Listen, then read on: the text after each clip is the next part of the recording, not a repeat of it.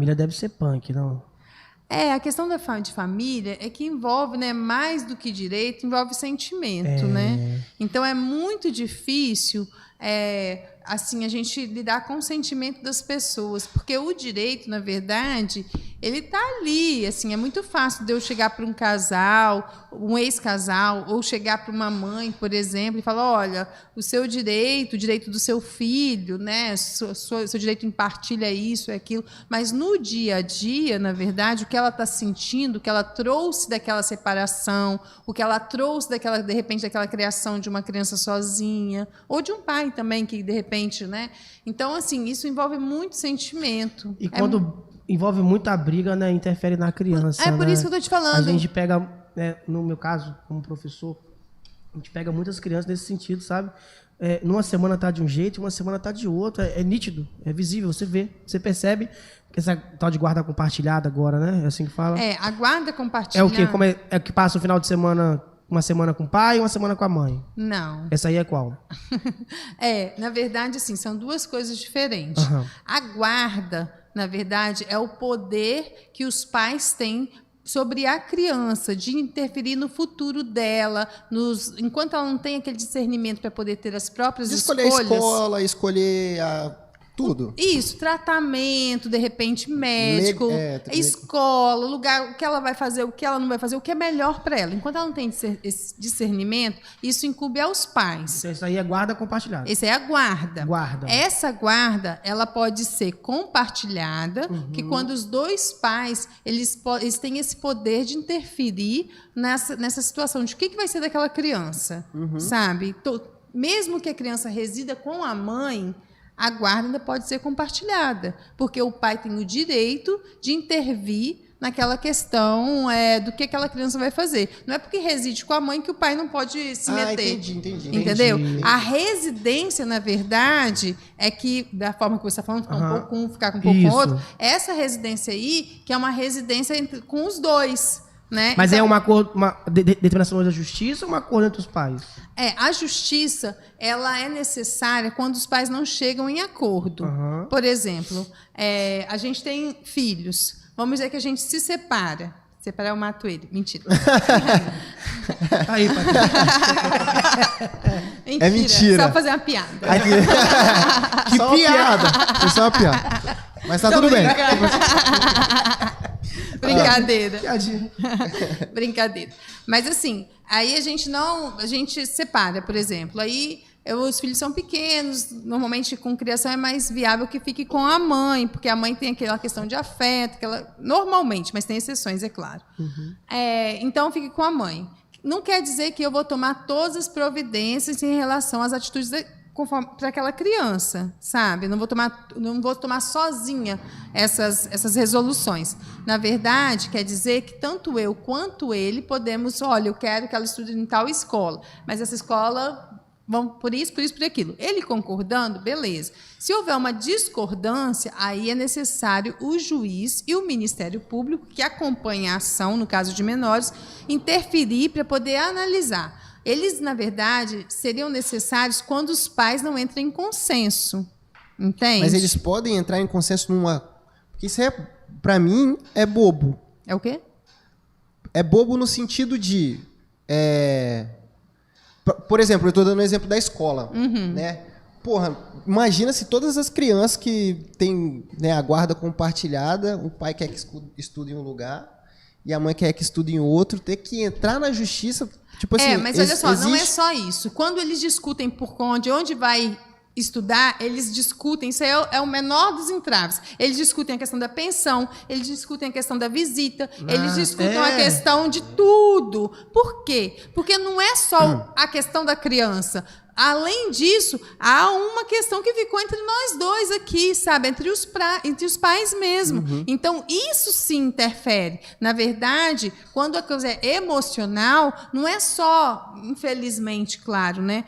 Muitas pessoas não, mas muitas também, elas influenciam isso na decisão. Ele quer que a criança vá de van, eu não vou pagar a van. Tipo isso. Então, entendeu? O que eu tô querendo dizer é nesse sentido, assim, eu posso levar isso até o juiz? Tipo assim... Se Você não, né? Se os pais não entram em consenso, tudo tem que ser levado. Porque. Caraca, mas porque eu tô falando que normalmente não é só isso. Aham, sabe? sim. Ninguém briga, ninguém entra em consenso de quanto vai pagar de pensão alimentícia para brigar por onde vai estudar. Ninguém faz isso. Normalmente, quando vai para juízo, é porque eles não se acertam em nada. Em nada. A mulher não quer deixar ele visitar, ele não quer pagar a pensão que é necessária, sabe? Então, assim, é um embrolho nessa situação que não é só isso. Ninguém vai na justiça para poder discutir aonde a criança vai estudar. Disso você pode ter certeza. Mas o juiz pode determinar essa questão do menino ficar uma semana na casa do pai, uma semana na casa da mãe? Aconteceu já? Pegou o caso assim?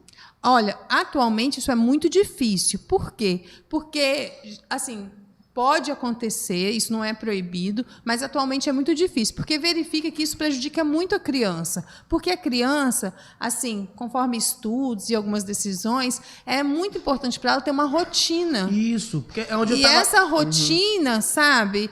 Ela, por mais que ela tenha que ter ali um convívio, tanto com o pai quanto com a mãe, se o convívio for sadio, é claro, mas ela tem que ter também uma rotina, ela tem que ter a vida dela, porque isso atrapalha muito uma criança em formação. É isso, no argumento que a gente via visivelmente. Acabou? Quer mais água? Não, acabou. Que era isso, uma semana ela estava sonolenta, preguiçosa em sala de aula, na outra semana ela já estava agitada, só que mais ríspida. Então a gente percebia que em uma semana ela numa casa ou do pai ou da mãe, ela dormia mais tarde, acordava mais cedo, ia para a escola dormir. Na outra ela estava contra a vontade na casa de alguém, ia para a escola ríspida, mais agitada. Então era muito difícil. A escola também é muito importante, porque na escola a criança, ela transparece o que acontece em casa. Sim. Então, assim, essa ficha escolar, inclusive, tanto que o Conselho Tutelar da cidade, ele funciona ali como um órgão, né, que é responsável, tipo assim, responsável não, que ele está ali justamente para poder acompanhar isso. Se uma escola verifica um prejuízo muito grande, porque também, veja só, não acontece com muita facilidade, mas pode acontecer dos dois realmente estar prejudicando essa criança. Acontece. Que a confusão entre os pais é tão grande que eles não conseguem se acertar que acabam prejudicando a criança, todos os dois. Todos os dois estão errados, entendeu? Todos os dois, às vezes, querem o bem da criança, mas todos os dois estão errados. Cada um erra um pouco. E aí, na verdade, a escola percebendo isso, eu entendo que pode sim acionar aí um conselho tutelar, a parte da pedagogia, né, da escola, o responsável por essa parte, ele pode ali chamar o conselho tutelar para fazer um estudo sobre essa criança, entende? Para poder acompanhar, às vezes por intermédio até do próprio juiz. Tem a vara de órfãos, a vara de infância e juventude, né, que ela tem essa autonomia de... essa função também de acompanhar isso, sabe? Porque muitas vezes, como eu disse, né, os adultos acabam por não se entenderem atrapalhando a própria criança, né? Eu acho que é na maioria das vezes que acontece isso. Você já pegou um caso que cortou o coração, Michel? Ela falou assim, meu Deus.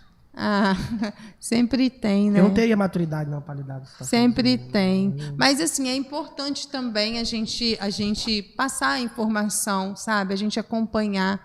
E aí eu te falo, procure um advogado, né?